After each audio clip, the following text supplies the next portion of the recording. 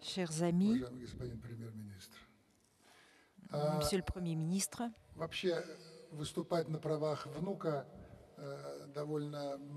parler en tant que petit-fils,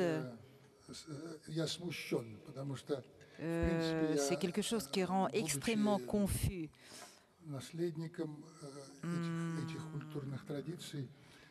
Moi, en tant qu'héritier de ces traditions culturelles, je ne suis nullement critique d'art, mais puisque j'ai un certain rapport à une partie des habitants de cette terre qui se soucient de l'état d'art en Europe et en Occident, on a décidé finalement qu'il était très important à l'heure actuelle d'entreprendre certains efforts pour ne pas perdre les grandes traditions d'art européen qui étaient les nôtres et qui étaient soutenues bien sûr en Russie, les grandes traditions d'art européennes qui ont atteint leur sommet à la fin du XIXe siècle, début du XXe siècle en France. L'importance de Cézanne pour le monde aujourd'hui tend à diminuer, il faut le dire, comme tend à diminuer en général la nécessité de comprendre la nature comme source d'inspiration. Et malheureusement, je suis tenu de sous-signer les idées de Spengler formulées il y a longtemps déjà sur le déclin de l'Occident, de la culture occidentale. On observe, et moi personnellement je trouve qu'on observe un grand décadence, un grand déclin de la culture, y compris parmi les artistes, parce que la peinture se meurt actuellement. Il n'existe que l'art conceptuel où, en principe, on n'a nul besoin de dessiner.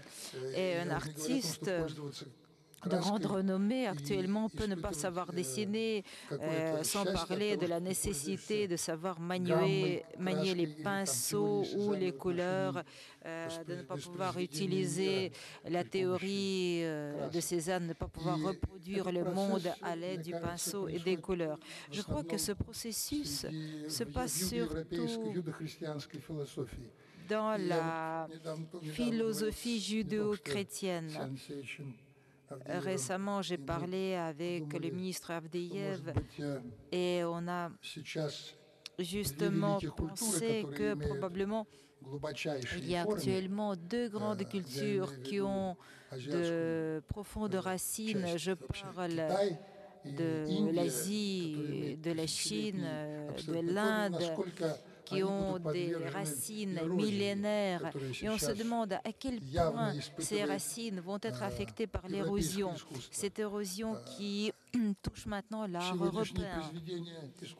Les œuvres actuelles que je ne peux pas accepter et qui sont aussi bien analysées et critiquées par John Hughes, le grand critique, quand il a dit que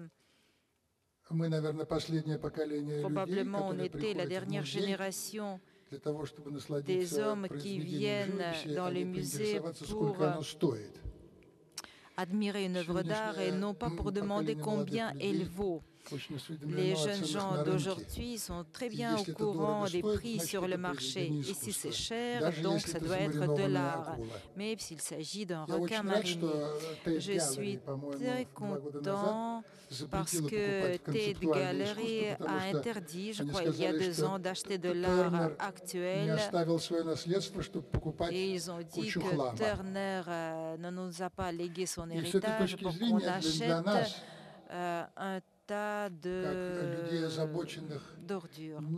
Et pour nous, pour des gens qui se soucient des liens inébranlables de la Russie avec la Russie, l'Europe et de l'Europe avec des grandes traditions d'antiquité qui ont fait pousser ensuite toute la culture européenne occidentale, pour que cette tradition ne soit pas interrompue d'une manière violente et artificielle par les gens qui disent qu'il faut commencer par une page blanche. C'est du gribouillis qui commence sur une page blanche, des gribouillis d'enfants. Merci.